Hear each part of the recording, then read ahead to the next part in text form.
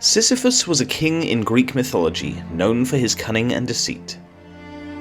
He ruled over the city of Ephyra, which is present-day Corinth.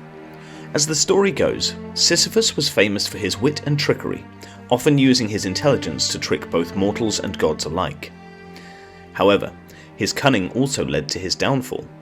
On two separate occasions he tricked the gods to avoid his own death. Firstly, when Thanatos, the personification of death, came to claim him, Sisyphus managed to trick and bind him, thereby preventing anyone on Earth from dying because death was, quite literally, tied up. When Ares, the god of war, realized that his battlefield was no longer filling up with the fallen, he freed Thanatos and sent Sisyphus to the underworld. In the underworld, Sisyphus once again avoided death. He pleaded with Persephone, the queen of the underworld, to return him to his wife, arguing that she hadn't given him a proper burial. Persephone agreed, and Sisyphus went back to the land of the living. However, he broke his promise and didn't return to the underworld, living to a ripe old age. Upon his eventual death, as punishment for his trickery and deceit, Zeus condemned Sisyphus to an eternity of fruitless labour in the underworld.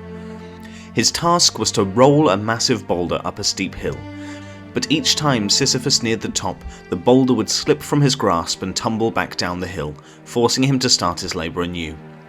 This punishment was designed to be both physically exhausting and mentally torturous, as Sisyphus knew that his efforts would never yield success, yet he was forced to repeat them in perpetuity. This myth has resonated throughout the ages, becoming a potent symbol of the human struggle against the apparent meaninglessness of life, especially as depicted by the French-Algerian philosopher Albert Camus in his philosophical essay The Myth of Sisyphus. Despite the seeming futility of his task, Camus suggests that Sisyphus achieves a kind of victory through his continuous effort and eternal defiance. In his ceaseless toil, Sisyphus becomes a symbol of the human condition, and the existentialist belief in the importance of the struggle itself.